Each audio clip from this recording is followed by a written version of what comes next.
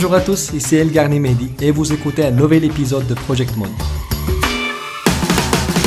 Bienvenue dans le podcast des passionnés de management de projet. Aujourd'hui, on va parler de comment gérer les parties prenantes de votre PFE. Ce podcast est rendu possible grâce à Oliris, une entreprise spécialisée dans les formations et le conseil au management de projets et risques industriels. Pour visiter son site web, allez sur oliris.net.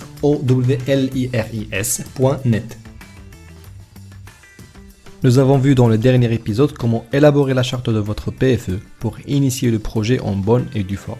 Ce document qui servira à vous lier à l'entreprise où vous passerez votre stage et vous permettra de présenter convenablement votre projet à toute partie prenante désirant connaître de plus près votre projet.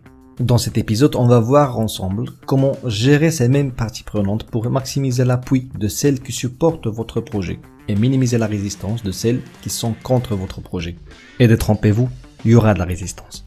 Vous travaillerez bel et bien avec des êtres humains, vous serez encadré par des personnes, vous travaillerez au sein d'une équipe, dans un service qui fait partie d'une direction gérée par un directeur. Tous ces gens ont des intérêts à faire aboutir ou échouer votre projet, mais ils ont surtout le pouvoir de le faire. Selon le PMBOK, le fameux référentiel du PMI, une grande proportion des projets échouent à cause d'une mauvaise gestion des parties prenantes. Ce même référentiel fait de la satisfaction des parties prenantes un objectif du projet. Les besoins de ces parties concernées doivent être identifiés et gérés tout au long du projet. Mais ne soyons pas trop pessimistes et disons qu'il faut d'abord penser à gérer les parties prenantes pour donner une bonne impression et laisser une belle trace derrière soi. Partons d'abord avec une première définition de ce qu'est une partie prenante. Selon le PMBOK, une partie prenante est un individu, un groupe ou organisme qui peut être affecté ou percevoir d'être affecté par une décision, une activité ou le résultat d'un projet.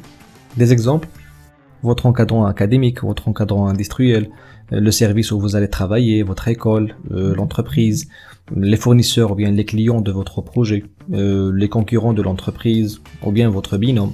Tous, ils constitueront les parties prenantes de votre projet.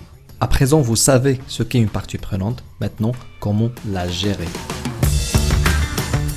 D'abord, il faut commencer par identifier la partie prenante, puis l'analyser. Après, on va gérer son intérêt vis-à-vis du projet.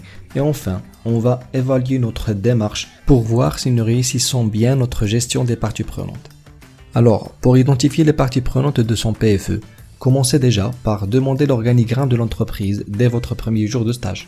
Cela vous donnera une idée sur la structure de l'organisation et vous permettra d'identifier les principaux acteurs au sein de l'entreprise. Puis, vous pouvez demander plus d'informations sur les fournisseurs, les clients, l'organisation détaillée des services internes, les organisations de régularisation, ainsi de suite. Tout cela vous permettra de comprendre l'environnement dans lequel vous allez travailler. Et en identifiant chacune des parties prenantes, posez-vous la question: est-ce que je vais avoir à communiquer avec cette partie prenante? Si oui, il faut identifier la technique de communication à utiliser avec cette partie prenante. Et le plus judicieux serait de demander à son encadrant pour ne pas faire de bêtises. Et gardez en tête que l'identification des parties prenantes commence déjà dès le premier jour de votre intégration. Par exemple, durant votre tournée d'intégration, collectez des données. Les gens que vous allez rencontrer, leur nom, leur poste, leurs coordonnées, leur rôle, leurs responsabilités, ainsi de suite. Enfin, gardez en tête que l'identification des parties prenantes se fait périodiquement durant tout votre PFE. À chaque porte de phase, identifiez les parties prenantes qui font désormais partie de votre projet, ou bien celles qui l'ont quitté.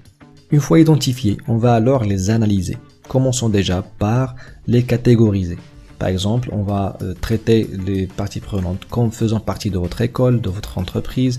C'est un client ou bien c'est un fournisseur, il est externe ou bien interne à l'organisation, ainsi de suite. Cela vous permettra d'avoir une vue panoramique sur tous les acteurs de votre projet. Après, on va analyser leur pouvoir, leur intérêt, leur impact et leur influence. Alors, le pouvoir, c'est le niveau d'autorité.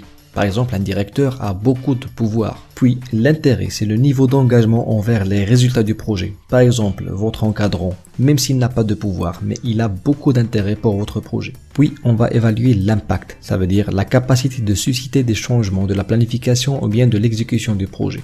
C'est en quelque sorte un pouvoir indirect sur les résultats du projet.